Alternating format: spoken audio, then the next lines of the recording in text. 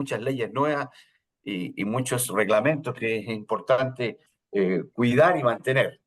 Eh, este comité ha estado muy preocupado de eso y hoy día nos trae esta interesante charla de la importancia del reglamento interno de orden, higiene y seguridad en su empresa, y me imagino que nos van a llamar también a mantenerlo actualizado y presente e inscrito. Pero para esto mejor que haga la presentación el presidente del comité, el señor Eugenio Navarrete Esteves, gran presidente y gran amigo. Don Eugenio, muy buenos días. Le dejo el micrófono y la videoconferencia es toda suya. Muchas gracias, Marcelo, y gracias por la presentación. Tanto elogio me confunde, pero bueno, aquí estamos de nuevo.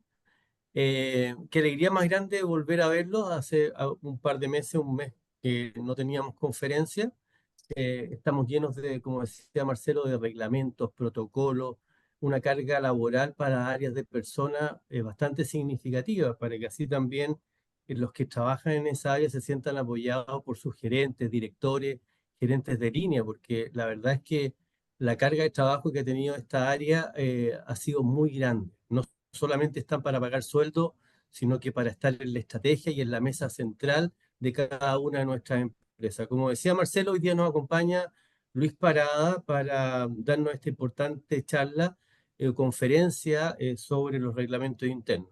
Pero además queremos invitarlos, como en las sesiones anteriores, a nuestro comité de personas. En este momento ya lo conformamos 68 personas. Tenemos un networking, una red muy activa, donde el objetivo principal es apoyarnos entre las empresas con información actualizada, rápida, veraz, oportuna, que nos ayude en nuestra gestión del día a día, en la gestión de las empresas, en lo que se refiere a recursos humanos, desde la contratación, el cómo lo hacen, cómo lo pueden hacer, qué experiencia tienen, consultas, testimonios, consultas online.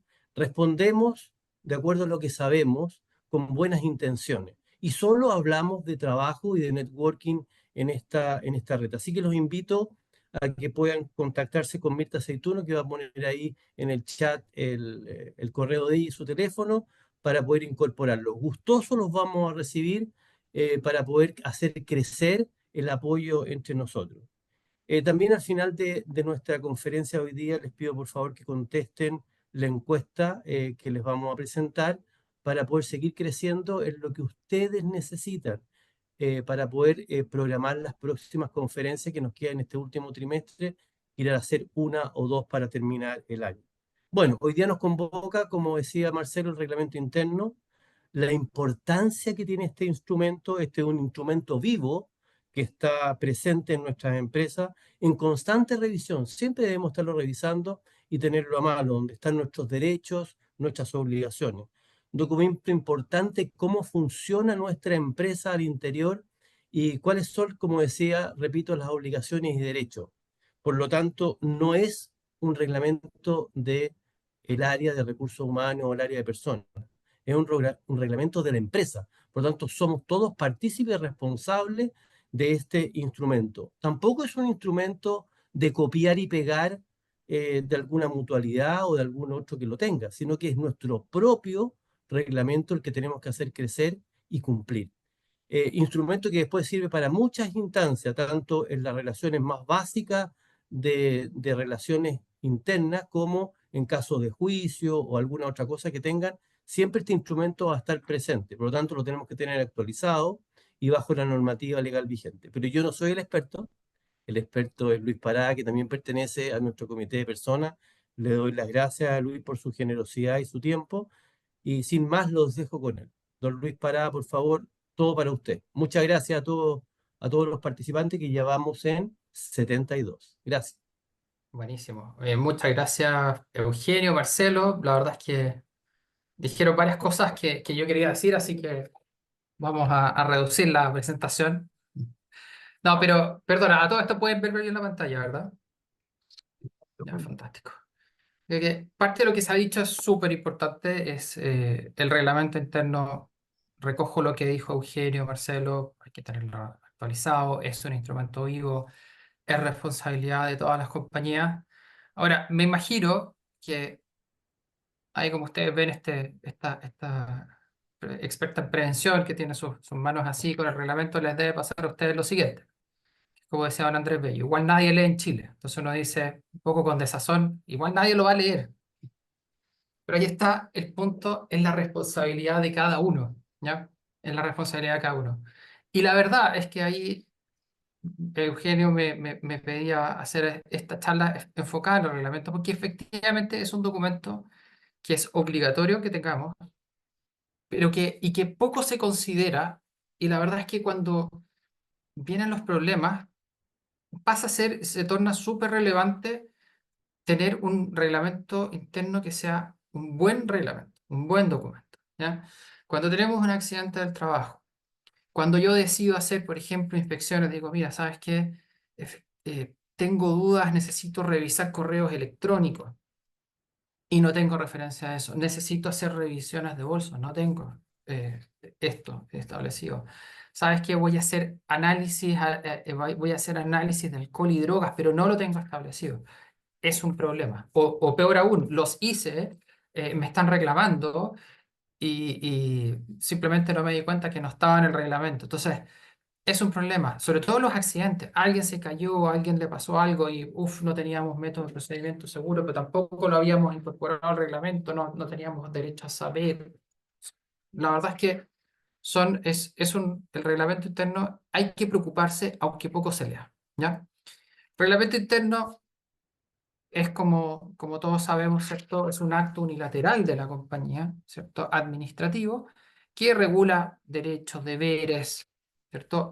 Cuya finalidad finalmente es ordenar y establecer provisiones y regulaciones sobre higiene y seguridad. Y regular también la forma en que se desarrollan las labores, ¿cierto? ¿Cuál es el tipo de convivencia que esperamos, etcétera?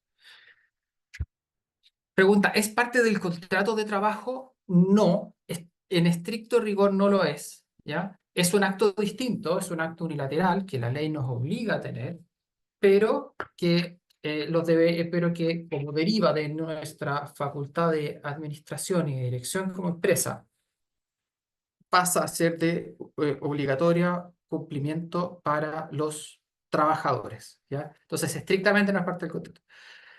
Esto es importante en qué sentido, porque muchas veces las sanciones propias del reglamento, y eso es importante, lo vamos a aprovechar de mencionar de inmediato.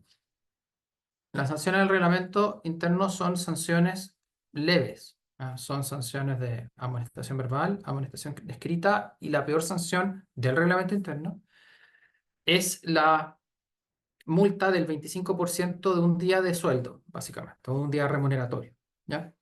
Por tanto, uno puede decir, mira, es bajo, ¿ya? Pero, evidentemente que si yo aplico el reglamento interno, ¿cierto? Y en las situaciones más leves aplico una de las sanciones que estoy generando, eventualmente me puede ayudar para fundamentar un despido a largo plazo, ¿ya? No en el corto plazo. Hay veces que hay infracciones que son tan graves al reglamento interno que en el fondo se confunden con una violación al contrato de trabajo. O sea, si yo, por ejemplo, nuevamente, el acoso sexual, yo acoso sexualmente a alguien, o alguien acosa sexualmente a otra persona, ¿cierto? Por mucho que yo lo tenga establecido en el reglamento interno como una prohibición, yo eventualmente puedo ser despedido y no necesariamente voy a ser sancionado conforme al reglamento, a pesar de que esté en el reglamento. Entonces, hay un punto en que se tocan estas dos realidades, el contrato y el reglamento interno. A veces corre, y hemos visto a veces hay gente que nos dice, mira, pero yo prefiero, por ejemplo, ayer pasaba con unos clientes daneses, nos decían, mira, yo quiero establecerlo en el contrato de trabajo y quiero que el contrato de trabajo contenga el reglamento interno, o que por lo menos haya una referencia diciendo, oye, se entiende como parte del contrato de trabajo el reglamento interno.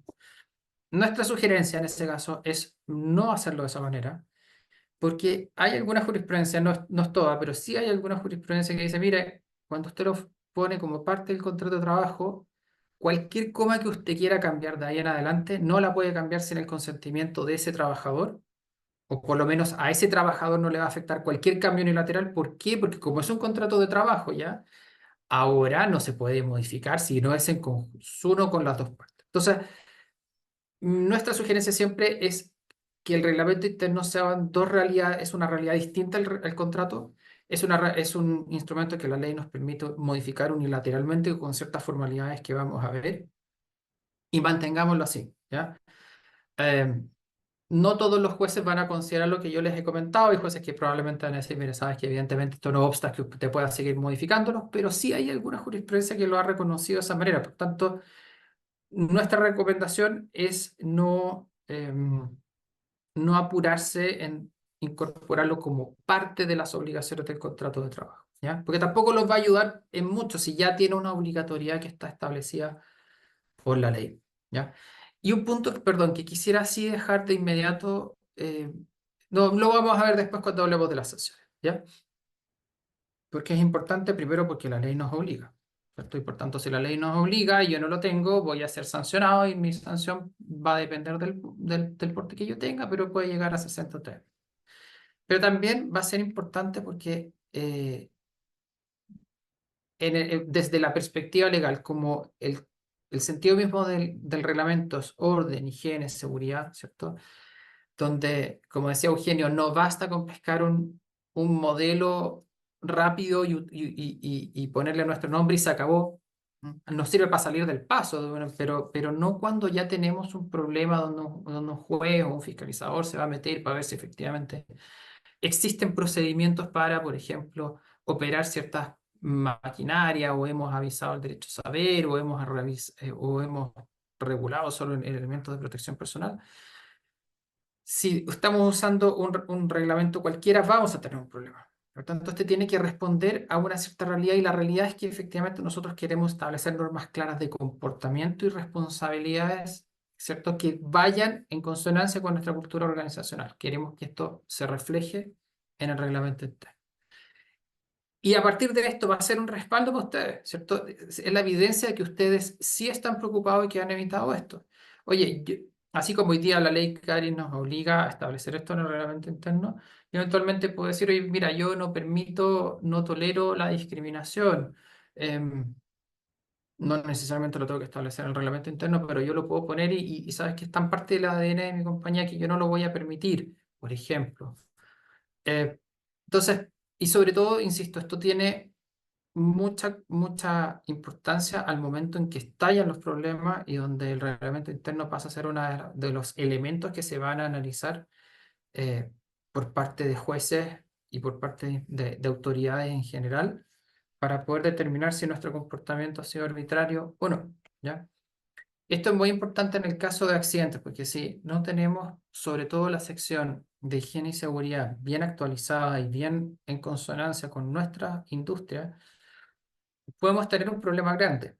Como ustedes saben, cuando uno sufre desafortunadamente un accidente del trabajo y uno es demandado por accidente del trabajo, los tribunales lo que ven y lo que miran, al foco que ponen, ¿cierto? Es qué tan proactiva fue la compañía en evitar la ocurrencia del accidente, ¿ya? Y eso implica no solamente remontarse al momento mismo del accidente, sino que van más atrás. Ir más atrás esta persona tenía entrenamiento, tenía elementos de protección personal, pero incluso más atrás. Oye, y se van a meter en eso, en el reglamento interno, se van a meter en los contratos, se van a meter en las políticas, en el derecho a saber, en toda esta parte documental, donde si nosotros no le hemos puesto tinca, ¿cierto? Podemos vernos en un problema. ¿Por qué? Porque en el fondo, cuando ya uno parte el análisis de un juez en un accidente del trabajo o en una enfermedad profesional, y ese juez parte por ver que nuestros documentos más básicos no contienen ni siquiera lo que establece la ley, de inmediatamente se forma una idea. Dice, oye, pero acá hay una empresa que es negligente en la defensa de la vida y salud de sus trabajadores, entonces me hace sentido que efectivamente es culpable. Entonces, partimos con un gol, con un 1-0 cuando ya nuestros propios documentos ni siquiera cumplen con los mínimos legales en esto. O de mejores o con las mejores prácticas de industria. En ese caso, ojo también con las recomendaciones que puedan hacer los organismos de seguridad. Muchas veces hay trípticos de seguridad para ciertas industrias que van sacando de tiempo en tiempo las organizaciones, las mutualidades de empleadores Y eso es bueno tenerlo en consideración. Nosotros hemos tenido juicios en que hemos perdido porque nos han dicho, mira, ustedes, por ejemplo, estaban utilizando montacargas cuando esto, estamos hablando de 15 años atrás, pero cuando montacargas para levantar personas, cuando en circunstancias que las mejores prácticas de la industria que tienen un tríptico de la H, decía hace ya mucho tiempo que usted necesita alzadores de personas para esto. Y la verdad es que efectivamente es un problema, por tanto hay que también ir actualizándolo no solamente con los mínimos, sino que también entender cuáles son prácticas razonables de industria que generalmente los pueden ayudar en eso las mutualidades de empleadores, ¿ya? Cultura también ayuda en la cultura y respeto y de colaboración. Nosotros, con el reglamento interno, la idea es que sea una herramienta que nos permita también formalizar esto ante cualquier persona y ante los mismos trabajadores, cuál es nuestra posición en ese punto y que hoy día, por cierto, además, es obligatorio conforme a la ley CARE, ¿ya? Ahora, dicha esta introducción, cuando hablamos de reglamento interno, la verdad es que la ley contempla, o nuestra normativa contempla dos reglamentos, ¿ya? Uno es el reglamento de higiene y seguridad y el otro es el reglamento interno de orden, higiene y seguridad, ¿ya? Están relacionados. El primero, el de higiene y seguridad, aplica a toda empresa. ¿Por qué? Porque perdón, el reglamento, el REI o EHS, el RIOS, famoso el Reglamento Interno de Orden, Higiene y Seguridad, que contempla el Código del Trabajo, aplica para empresas de 10 o más personas. ¿Significa que si yo tengo 8 personas contratadas, no puedo tener un reglamento interno? Sí, sí puede tener un reglamento interno. El punto es que no es obligatorio. Solamente es obligatorio de 10 en adelante. Y la ley parte en los años 60 con la ley de accidentes del trabajo, la 16.744 y el decreto supremo 40 que establecen el reglamento de higiene y seguridad solamente, ya no el de orden. Y en el de higiene y seguridad que toda empresa tiene que tener, aunque tenga un solo trabajo, ¿ya? La estructura es un preámbulo, tiene disposiciones generales siempre en materia de higiene y seguridad, como definiciones básicas, procedimientos de exámenes médicos de trabajadores, los elementos de protección personal que entrega la empresa, trabajo seguro, cómo se investigan los accidentes, las obligaciones que tienen los trabajadores, ¿cierto? En el uso correcto, siempre, insisto, desde la perspectiva de higiene y seguridad, cooperación en la investigación, con el uso correcto, las prohibiciones, ¿cierto? Dentro de eso tenemos el consumo de alcohol, la intervención de maquinaria, entre otras. Las sanciones, ¿cierto? Que son las medidas disciplinarias que pueden llegar, o sea, que en el caso son de multas hasta el 25% de la remuneración diaria. Entonces, y el procedimiento de reclamos que tiene la ley cuando se rechaza una licencia de accidente del trabajo, especialmente que es toda la reclamación a los compines o a la mutual, sí, a la misma mutualidad, ¿ya? Esto y también el derecho a saber que nosotros lo podríamos desintegrar del reglamento y entregarlo, y igual siempre tenemos que entregar evidencia, pero generalmente se pone dentro de la parte de higiene y seguridad.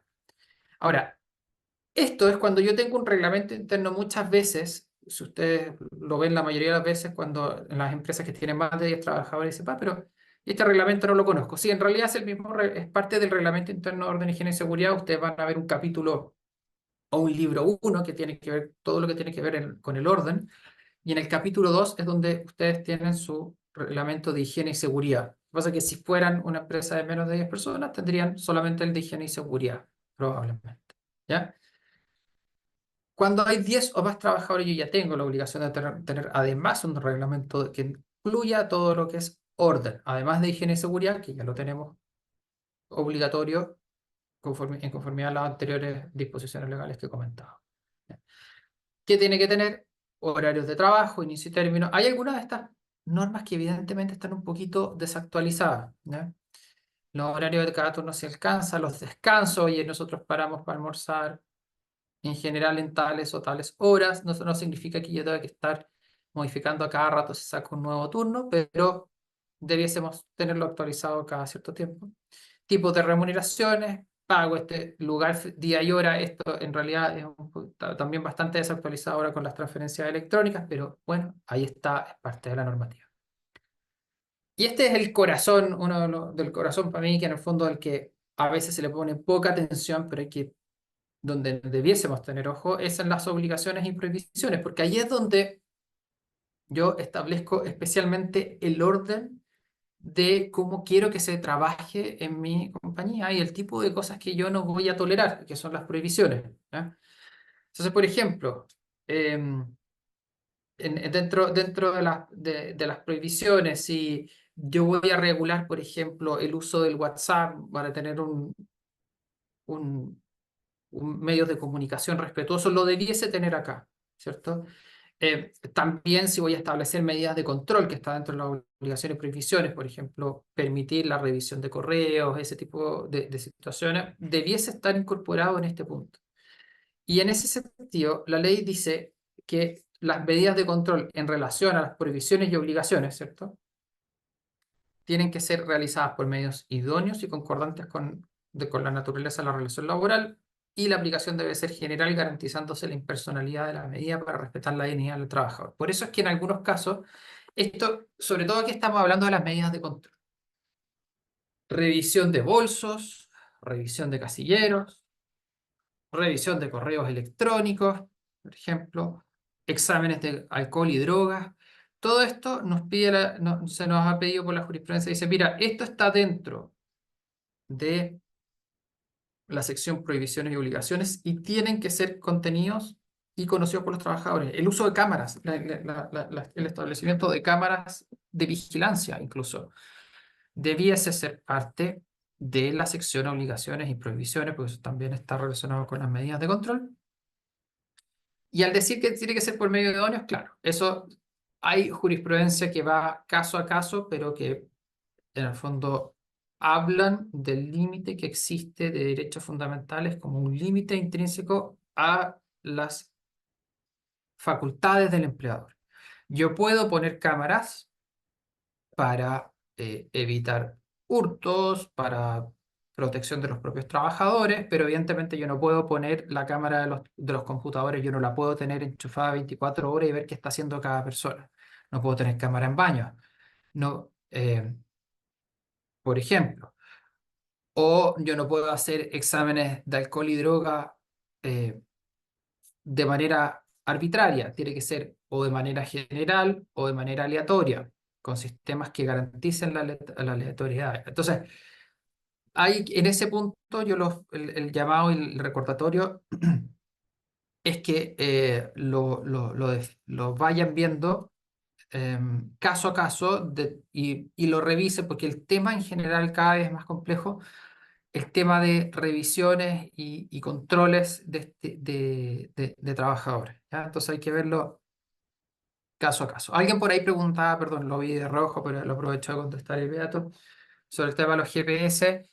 Yo lo pondría, ¿ya? Yo lo pondría, a mí me queda, yo siempre tengo una posición un poco particular en esto, a mí me parece que es súper legítimo y en la medida que esté en el contrato, en el reglamento interno, yo no veo ningún problema y en la medida que esto esté también justificado la necesidad de la protección de los propios trabajadores.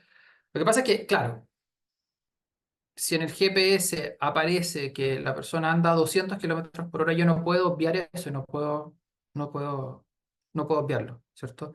Lo mismo, si una cámara que yo no he puesto a vigilar a un trabajador, pero capta igualmente que un trabajador está haciendo un robo, yo lo voy a poder utilizar, ¿ya? Yo lo voy a poder utilizar en un juicio, pero siempre en la medida que esta cámara se ajuste a los requisitos que establece la ley o más bien la jurisprudencia, que es en consonancia con este párrafo que recién veíamos o que vemos en pantalla, ¿cierto? Que es que sea de carácter general, que sea impersonal. Si a partir de esto captamos algo, fantástico, lo podremos utilizar en juicio. Pero si es una medida invasiva, no. Si yo claro, nuevamente, si yo capto a través de una cámara o un computador que secretamente tengo puesto y está todo el tiempo grabando a mis trabajadores, ¿cierto? Y a partir de esto yo capto algo, probablemente no lo voy a poder utilizar como prueba en juicio, ¿ya? Entonces, por eso es bien importante, tiene que estar en el reglamento y tiene que asegurarse la impersonalidad, ya sea a través de sistemas aleatorios, a través de aplicación general, una de esas dos alternativas, más los requisitos que por cada medida de control se vayan estableciendo, se hayan ido asentando por los tribunales o la autoridad administrativa, y eso vale la pena siempre considerarlo, ¿ya?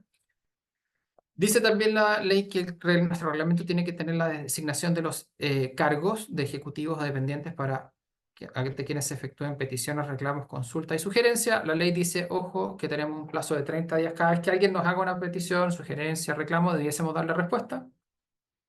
No es necesario, la ley incluso contempla la posibilidad de la respuesta verbal, ¿ya? Pero lo importante es que se diga quiénes son las personas que van a hacer dar ese tipo de respuesta. Ahora, por supuesto que si nos hacen una pregunta que nosotros entendemos que puede ser compleja, un sindicato nos da una comunicación escrita donde yo veo que puede haber un problema, tratemos evidentemente de dejar constancia de nuestra respuesta. ¿Ya? No seamos, eh, no seamos ingenuos en ese punto, por ejemplo. Perdón, el registro de cargo y funcionarios. Les recuerdo, eso es importante, que para las empresas de 200 o más personas, con la finalidad de que los cargos entre hombres y mujeres sean equivalentes, ¿cierto? Y no hayan discriminaciones por la vía de los cargos. O sea, por ejemplo, yo soy abogado, entonces si yo dijera, por ejemplo, eh, son abogados clase B, los abogados clase B realizan menos labores que los abogados clase A y por tanto que reciben menos plata. Y los abogados clase B justo resulta que son todas mujeres y los abogados clase A justo resulta que son todos hombres. Evidentemente, aunque yo no lo diga expresamente, estoy realizando una discriminación por sexo. Entonces, ¿qué es lo que hizo la ley? Le dijo a las dos empresas que tienen 200 más personas, dijo, a ver, para que yo me convenza de que usted no va a hacer esta discriminación de pasar a todas las mujeres a un cargo y a todos los otros cuando en realidad son iguales, quiero que tenga un descriptor de cargos y funciones donde me establezcan las características esenciales de cada cargo que existe en la compañía. De esa manera se puede ver y decir como, mira, los abogados clase A, ojo, que son abogados que tienen que tener magíster, que tienen que hablar 3 idiomas, que tienen que hacer tales otras funciones, que es distinta de los abogados clase A. Y justo pasa que su nombre, bueno, ok, puede ser, ¿ya? O bien al revés, decir como, mira, las características técnicas son exactamente las mismas, por tanto, evidentemente es discriminatoria esta modificación. Pero eso es para empresas de 200 o más personas. Normas especiales según edad, sexo, género, ubicación geográfica. Esto porque eventualmente existen, o sea, no eventualmente existen ciertas normas que, por ejemplo, los trabajos pesados no pueden ser realizados por trabajadoras embarazadas. Edad, hay trabajos que son considerados en sí mismos peligrosos, que menores de edad no pueden realizar, entre otros, ¿ya? Medidas de accesibilidad, ajuste necesario y prevención de acoso a trabajadores con discapacidad y asignatorios de pensión de invalidez. Una parte de esta norma que les cito acá es nueva, que es de agosto de este año, que son los asignatorios de pensión de invalidez, pero básicamente a lo que va es a las adaptaciones necesarias que las compañías tienen que realizar cuando tienen trabajadores con discapacidad, ¿ya? Comprobación de cumplimiento de las leyes de previsión, servicio militar sobre la identidad y obligación escolar. Esto es básicamente cuando yo le pido la cédula al trabajador cuando llega. El tema del servicio militar está bastante vieja, ya está esta ley en esta parte. Las leyes de previsión ya lo tenemos en línea. Esta obligación escolar, sí, efectivamente, si ustedes llegan a contratar menores de edad, van a tener que ejercerlo. Ahora, muchas veces, a veces pasa que hay clientes que dicen, oye, pero yo no contrato niños, entonces yo no necesito y no voy a poner esto. No, tenemos que incorporarlo igual porque la ley es parte de los contenidos mínimos. Pongámoslo, aunque ya sabemos que nunca vamos a contratar niños, ¿cierto? La sección de prevención de higiene y seguridad que tiene los contenidos que acabamos de ver previos del reglamento de higiene y seguridad, por tanto no los voy a repetir acá. Sanciones y procedimientos de aplicación de las sanciones. Como les decía, en el caso del orden, de orden, higiene y seguridad, las sanciones son amonestación verbal, amonestación escrita o multa del 25% de la remuneración diaria. Y esto es importante,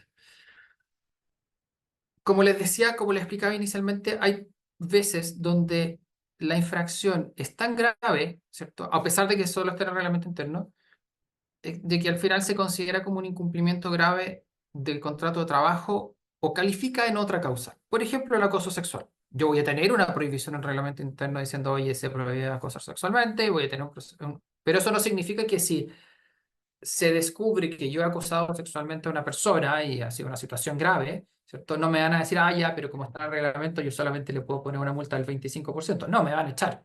También, porque también coincide con una causal, ¿ya?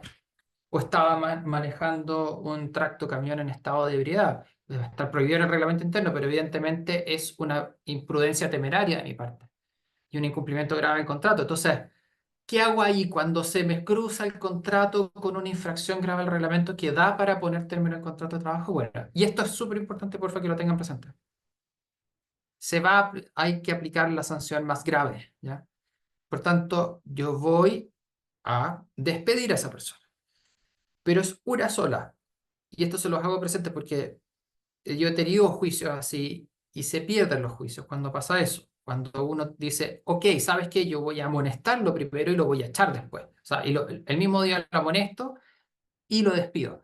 Y ahí el juicio se cae porque el despido se cae y pasa a ser ilegal porque ahí los tribunales dicen, miren, ¿sabe qué?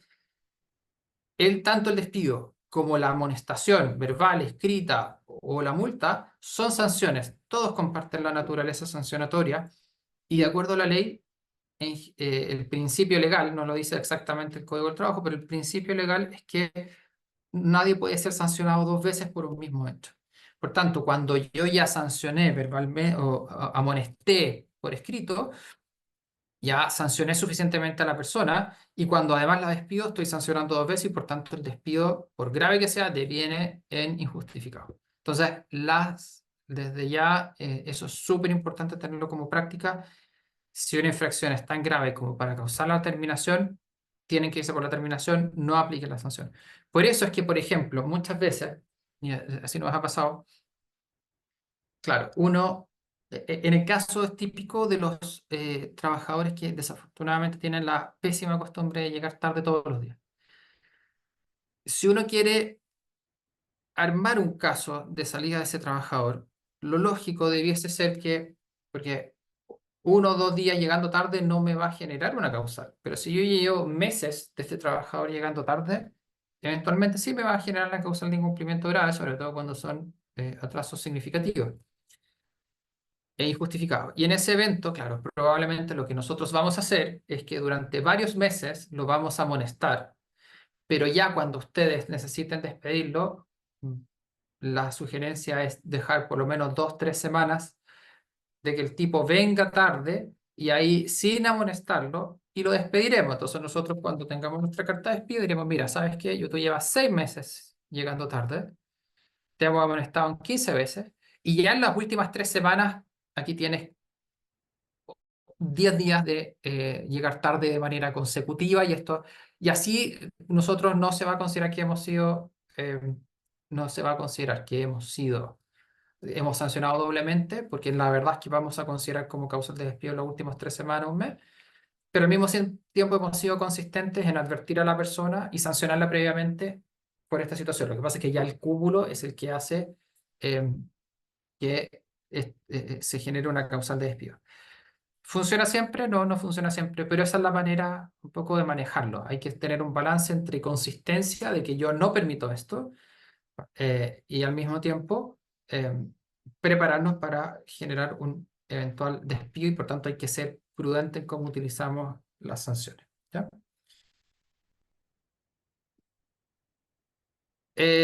Tiene que contener nuestro reglamento, el protocolo de prevención de acoso y violencia, ¿cierto? Este que se estableció con la ley Karin, creo que hemos hablado también suficientemente de no, no sé si vale la pena que nos refiramos un poco más, ¿cierto?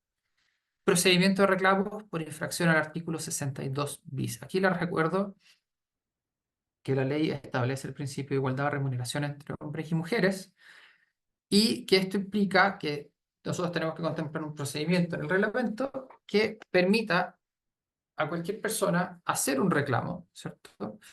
Siempre en relación a remuneración entre hombres y mujeres, no entre pares, no entre solo hombres, no entre solo mujeres, sino que cuando hay diferencia entre hombres y mujeres. Y cuando se hace esa presentación, yo tengo 30 días para dar una respuesta escrita sobre este punto. Y eso tiene que estar también en el reglamento interno. Esto, aunque no está en la ley, en el Código del Trabajo, si está en la ley sobre delitos económicos, también tienen que existir normativas sobre los delitos económicos, cuáles son los delitos, cuáles son los canales de denuncias, cómo se debe actuar frente a ellos. Ojo, esto es parte de un modelo de prevención de la responsabilidad penal de las personas jurídicas. No es que, qué fantástico, yo voy a copiar un reglamento interno en un artículo sobre delito económico y se acabó, ya estoy salvado. No es así. Esto es parte de un modelo de prevención, por tanto debe ser mucho más extenso que esto. Eso implica que yo tengo que tengo que hacer una especie de due diligence a mi compañía, identificar las brechas, ver cómo hacer matrices de cómo voy a hacerme cargo de esas brechas para irlas cerrando o irlas disminuyendo. Y entre eso está la modificación del reglamento interno y la inclusión de normas sobre el contrato de trabajo. Pero les insisto, y esto quisiera ser súper enfático porque me ha pasado con muchas personas que me dicen, no, no, no, pues a mí lo único que me interesa es el reglamento interno, no quiero más porque yo ya sé que con eso cumplí y no es así, ¿ya? Es parte de un modelo más extenso que incluye también la necesidad de dejar constancia de estos reglamentos, ¿ya?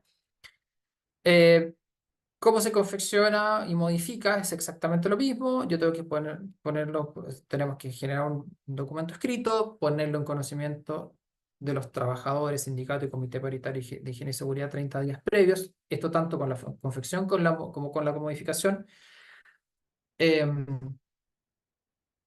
Tengo que incorporar en 2 lugares visibles, ¿cierto? Y entregar copia a sindicato y comité paritario del reglamento antes de que empiece a regir, 30 días a lo menos antes, ¿ya?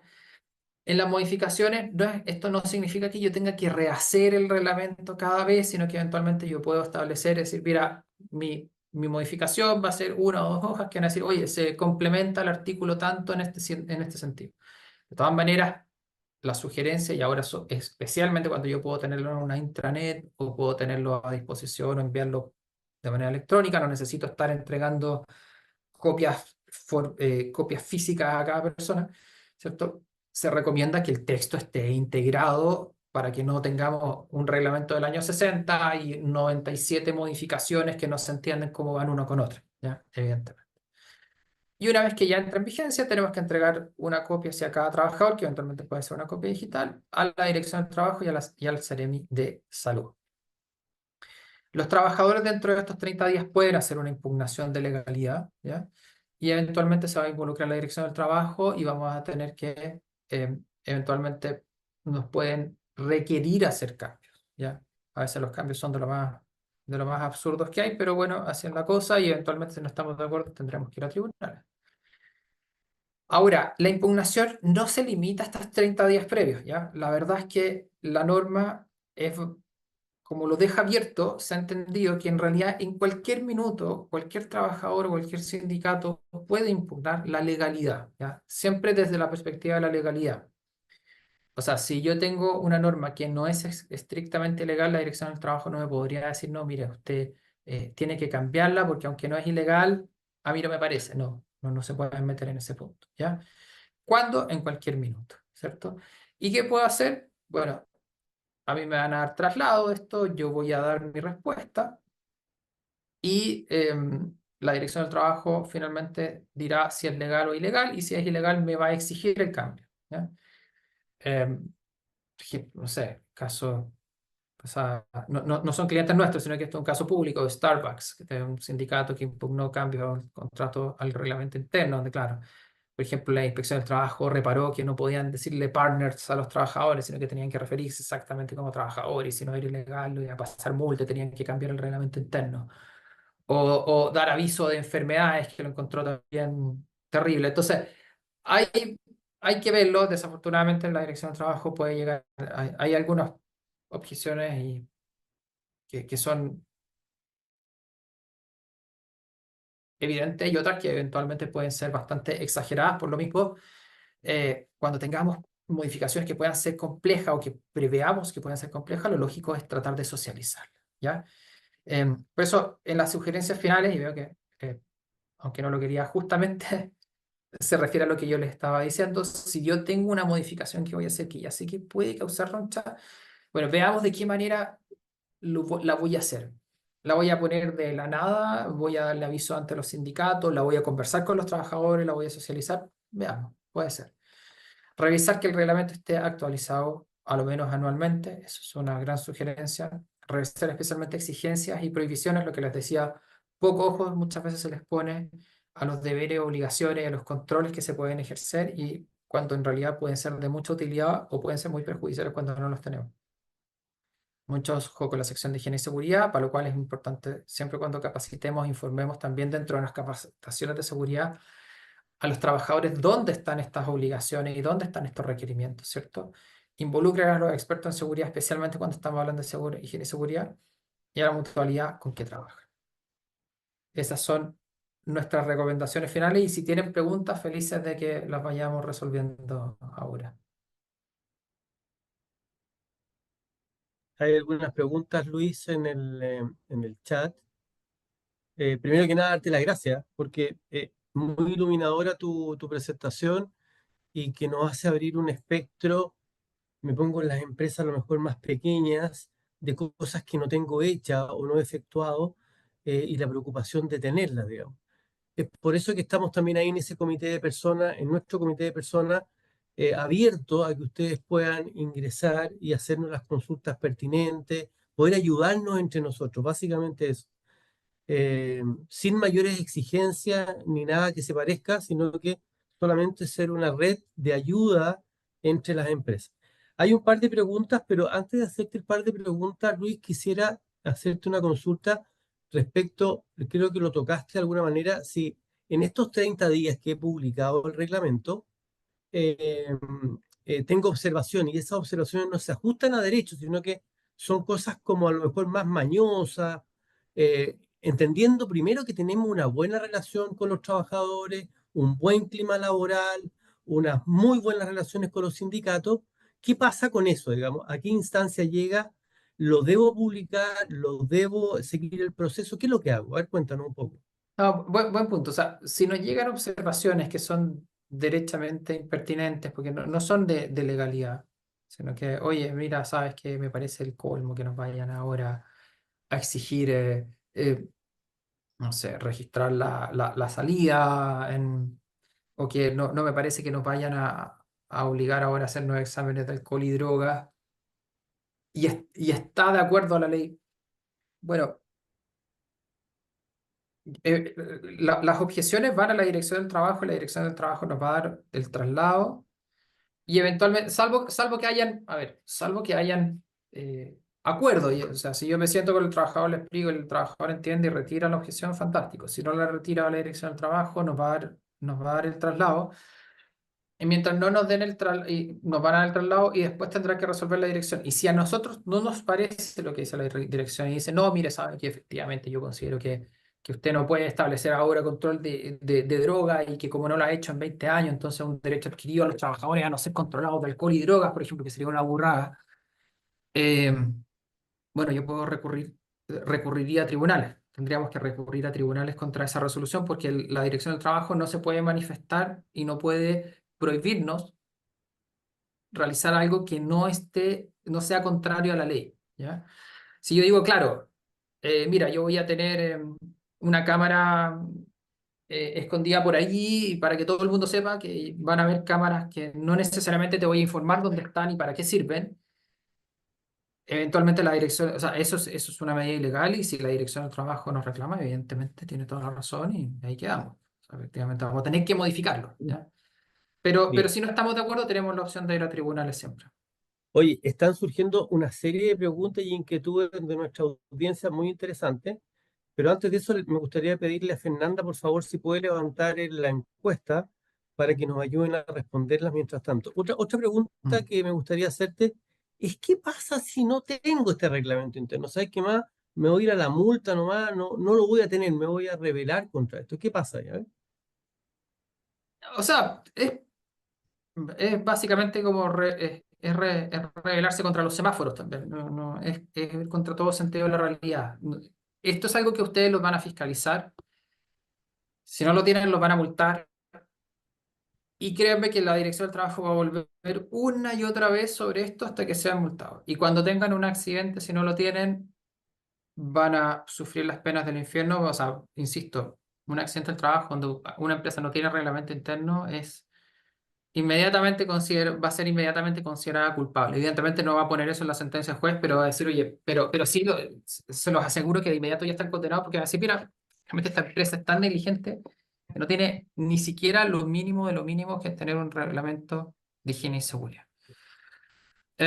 Y también, insisto, nos impide ponernos muchas veces pesados con los trabajadores con ciertas conductas que no necesariamente están prohibidas en otros lados, que en la nuestra sí pueden estar prohibidas, y que son de razonable prohibición. Y mientras eso no esté incorporado en el reglamento interno, yo no me puedo poner realmente pesado. Yo no puedo decir, mira, sabes que tú estás aquí transgrediendo las políticas de la compañía, porque la verdad, mientras no esté incorporado en el reglamento interno. Y en ese sentido, perdón, muchas veces hay algunas empresas que tienen sus políticas aparte del reglamento, que está fantástico.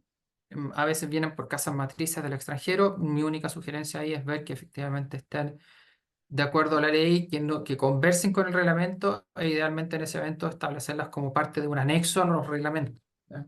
Eso. Bien. Con respecto a la multa que estamos afectos si no lo hay o estamos transgrediendo el reglamento, ¿de qué estamos hablando? No, la multa depende del porte de la empresa. Puede llegar hasta 60 UTM para las empresas de 200 o más trabajadores. El punto es que yo puedo ser fiscalizado y refiscalizado por esto muchas veces.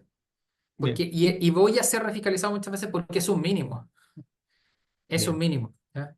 bien. Entonces, Aquí hay otra ese es un punto. pregunta, perdón, aquí hay otra pregunta interesante. Dice, en cuanto a las sanciones en el reglamento interno de la empresa, ¿puedo obviar las amonestaciones verbales e iniciar con la amonestación escrita, luego la amonestación escrita con la copia a la hoja de vida y en tercera instancia amonestación escrita con copia a la hoja de vida e inspección del trabajo? Sí, ustedes pueden establecer esa categorización.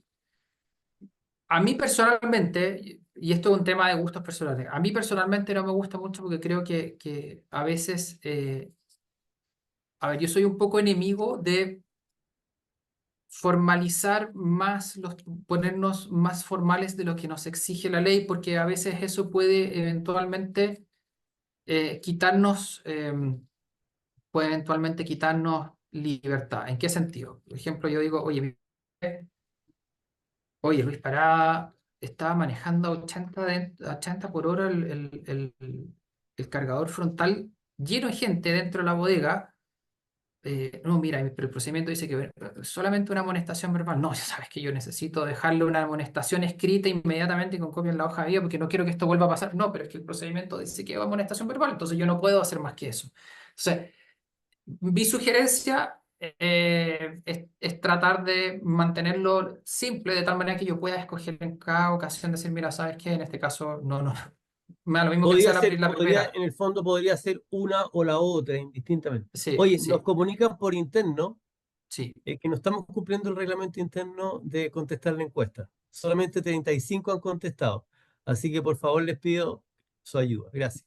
Oye, buenos días. Respecto a los atrasos reiterados, en nuestro caso los atrasos son descontados del sueldo. Aún así puedo despedir al trabajador o al descontar atraso no se podría despedir.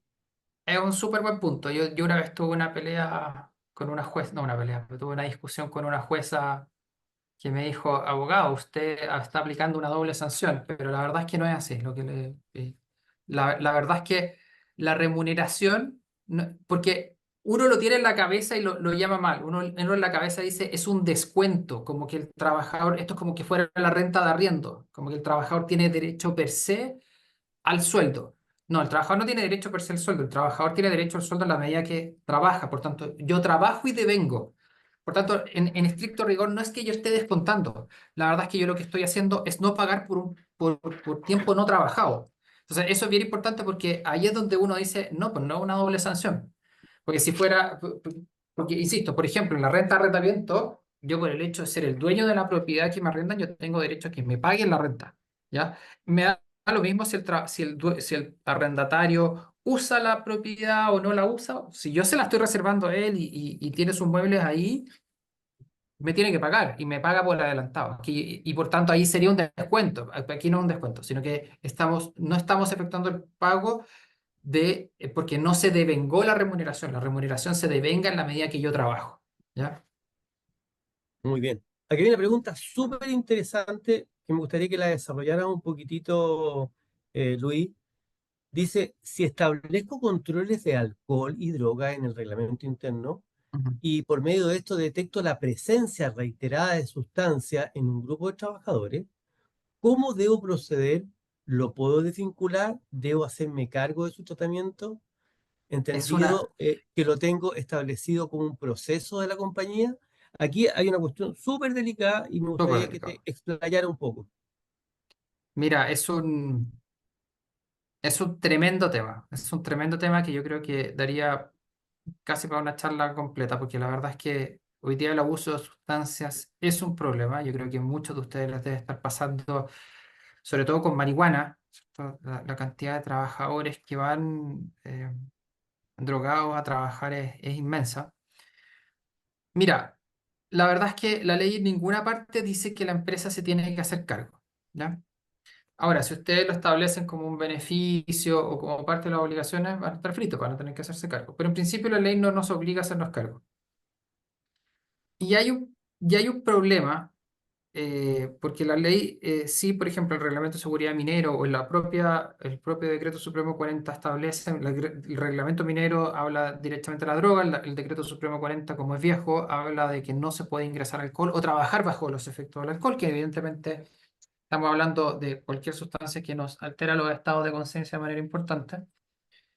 Y en ese evento, claro, si yo logro sorprender a un trabajador que está trabajando bajo la influencia del alcohol, ¿cierto? O de las drogas, yo eventualmente podría despedirlo, en la medida que sea un trabajador que esté tirado o que me cause efectivamente que sea, desarrolle una labor inherentemente peligrosa y donde nos exponga como compañía, ¿cierto? Si es una cuestión leve, oye, si es un trabajador que efectivamente no realiza una labor peligrosa, por ejemplo, y fue a almorzar y se tomó una cerveza, y no está afectado, es muy difícil que nosotros podamos armar un, un despido de esto. Entonces, y hay otro problema, que los controles muchas veces de alcohol y droga, sobre todo los de droga, em, tienen un rango de tiempo que los hace bastante poco útiles. ¿A qué voy? Claro, por ejemplo, a mí me ha pasado con clientes con faenas mineras donde es fácil porque la herramienta dice, mire, Luis Parada consumió cocaína dentro de los últimos 5 días y yo llevo 10 días en la faena, evidentemente que estoy en la faena, entonces no puedo y podría fundar un despido. Pero si esos 5 días coinciden con que era el turno que Luis Parada estaba abajo o que eran días libres, yo no puedo determinar que efectivamente estaba prestando servicios bajo los efectos de la cocaína, bueno, tengo un problema. Entonces, como les digo, es un tema que no es fácil, es un tema que no es fácil y que no tiene una respuesta matemática, hay que verlo honestamente caso a caso. Lo que sí, aunque puede ser una mejor práctica, no tenemos obligación de hacernos cargo de los tratamientos. Ahí salió, por cierto, la encuesta del comité.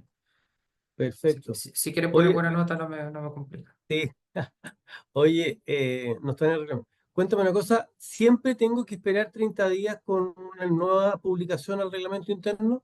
Sí, sí, Ya. mientras no hayan transcurrido los 30 días, no se va a entender vigente esa modificación al reglamento y por tanto no puedo sancionar ni hacer nada sobre eso.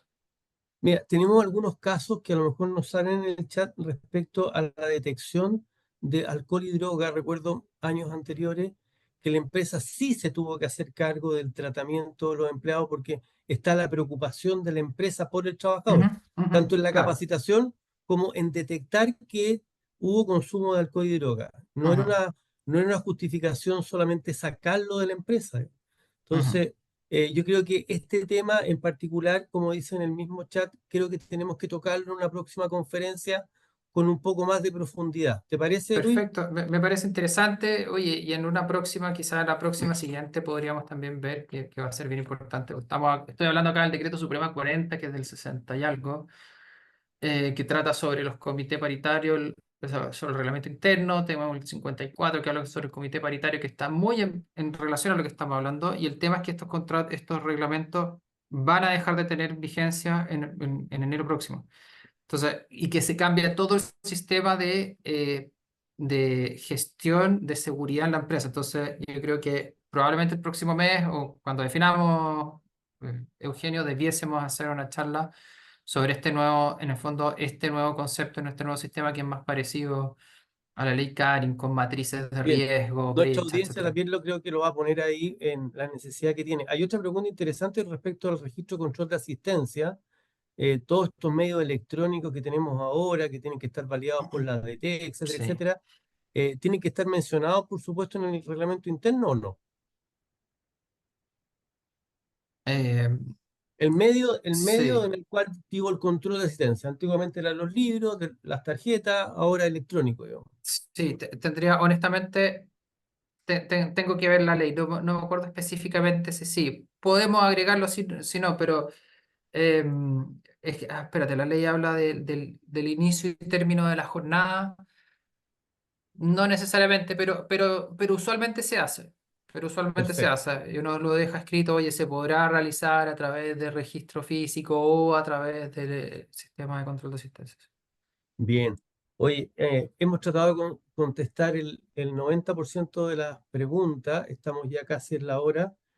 Quiero de nuevo agradecerte a través del Comité de Personas y de ACIMED, con todo el equipo que está detrás, Mirta, Ignacio, Fernanda, en el apoyo técnico que hay detrás de todas estas conferencias.